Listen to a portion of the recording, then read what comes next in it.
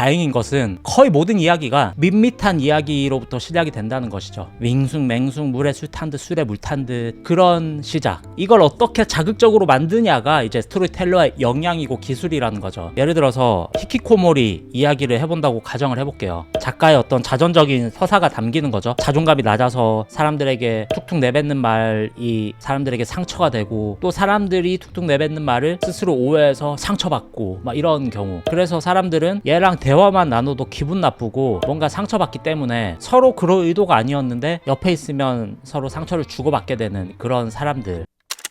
이런 사람들 어디든 있잖아요. 우리들의 한 조각이기도 하고. 그래서 인간관계가 항상 힘든 것 같습니다. 그쵸? 근데 이런 캐릭터를 그냥 다뤄버리면 너무 밋밋한 밍숭맹숭 드라마가 돼버리잖아요. 이걸 누가 보겠어요? 댓글에 아마 이렇게 달리겠죠. 일기는 일기장에 쓰세요.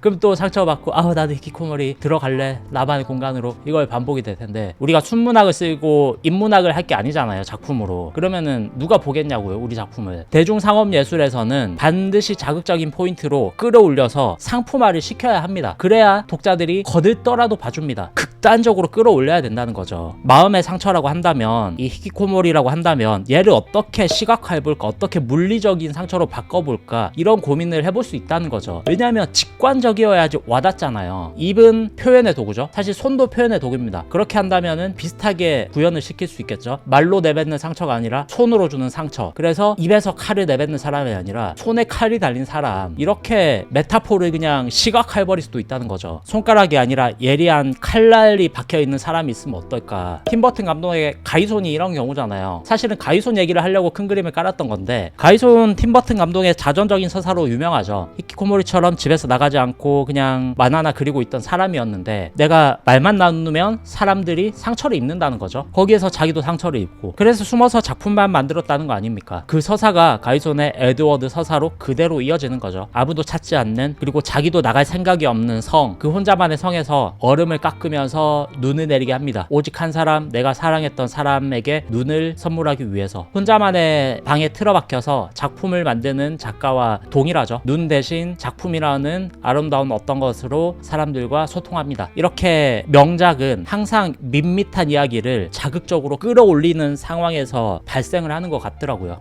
일단 데뷔부터 하잖아. 데뷔를 위한 가장 빠른 길을 안내한다. 우동이즘에 잘 팔리는 이야기 만들기. 자극적이다 라는 말에 사람들이 되게 부정적인 의미를 많이 부여하는데, 나는 그런 자극적인 거 싫어요, 나는 작품성 있는 거 하고 싶어요, 이런 말 되게 많이 하거든요. 우리가 눈으로 보는 대중상업예술에서 자극적이지 않은 설정, 자극적이지 않은 이야기가 하나라도 있을까? 사실 찾기 힘들어요. 여러분이 머릿속으로 떠올리는 밋밋하다고 생각하는 이야기들도 글로 설정을 풀어나오면은 어마어마하게 자극적인 것들 투성이거든요. 작가 자신이 어떤 이야기를 하고 싶은지를 메타적 시선으로 인지해야 돼요. 그러려면 이 자극성이라는 것으로부터 도망을 가서 안 됩니다. 내 걸로 만들어야 돼요. 주제를 다루고 싶으면 주제를 어떻게 자극적으로 보여줄 수 있을까에 몰입을 해야 되고, 장르라면은 그 장르의 대상층의 입맛에 맞는 자극성을 연구를 해야 되는 거죠. 내가 하려고 하는 이야기가 밋밋하다고 생각이 들 수 있죠. 근데 괜찮다니까요. 밋밋함을 자극적으로 바꿔주기만 하면 된다는 거죠. 그 방법에 대해서는 제가 거의 5, 6년 전부터